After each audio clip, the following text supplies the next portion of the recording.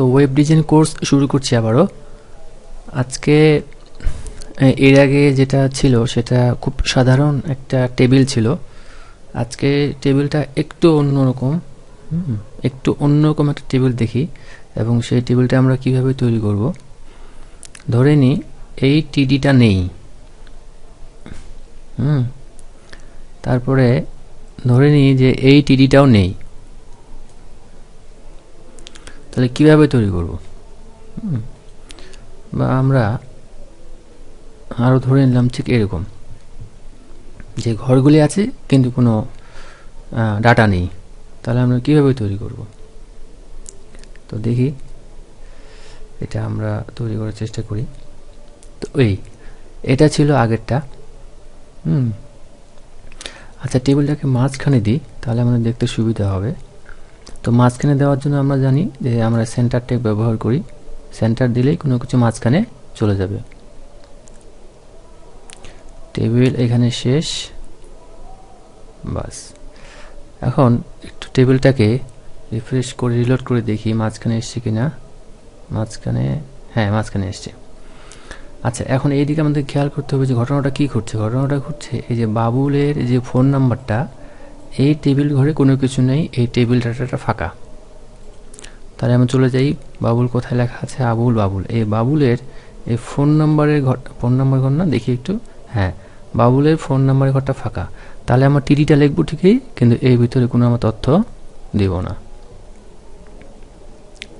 এরকম তথ্য এই ধরনের টেবিল অনেক সময় দেখা যায়। হ্যাঁ, তো আমরা যদি একটু রিফ্রেশ করি, দেখুন ওই ঘরটি আছে কিন্তু ওই ঘরে কোনো তথ্য নেই। এরপরে কাবুলের ক্ষেত্রে তার ইমেল অ্যাড্রেসটি নেই। তো কাবুল এই ইমেল অ্যাড্রেসটি, তাহলে আমরা টিডিটা লিখবো, কিন্তু টিডির ভিতরে কোনো তথ্য আমরা লিখবো না। এটা গেল। দেখি এটা একটু রিফ্রেশ করি, হ্যাঁ। এরপরে আমাদের দেখা যাচ্ছে আরও একটি রো আছে, কিন্তু রোয়ের ভিতরে কোনো তথ্য নেই। রোয়ের টিডিগুলো আছে কিন্তু টিডির ভিতরে কোনো তথ্য নেই। তাহলে আমরা আরও একটি রো নিতে হবে। তাহলে আমরা আরও একটি রো নিই, এই রোটাকে আমরা কপি করি। কপি করে আমরা এখানে যে পেস্ট করি, হ্যাঁ, তাহলে আমরা দেখতে পাচ্ছি সব টিডি আছে কিন্তু টিডির ভিতরে কোনো তথ্য নেই। তাহলে আমরা তথ্যগুলো তুলে দেব। তাহলে এই তথ্যগুলি আমরা তুলে দিচ্ছি, হ্যাঁ, এই তথ্যগুলি আমরা তুলে দিই।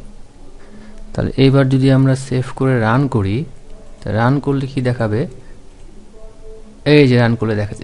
এখানে কিন্তু কিছু দেখাচ্ছে না, কারণ তথ্য নেই, সেজন্য এটা জোড়া লাগিয়ে আছে।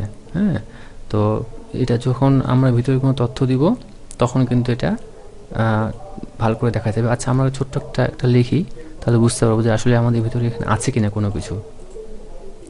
এই যে, তো এখানে কোনো কিছুই ছিল না, সেজন্য এই যে এই রোটার সঙ্গে এই রোটা একসঙ্গে জোড়া লেগে গিয়েছিল।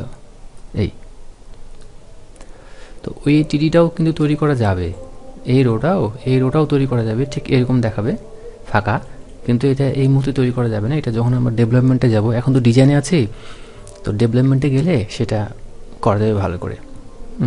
তো এইটা একটু অ্যাডভান্স লেভেলের টেবিল। আরও অন্য অ্যাডভান্স লেভেলের টেবিল আছে, জটিল, এটা সহজ একটা টেবিল।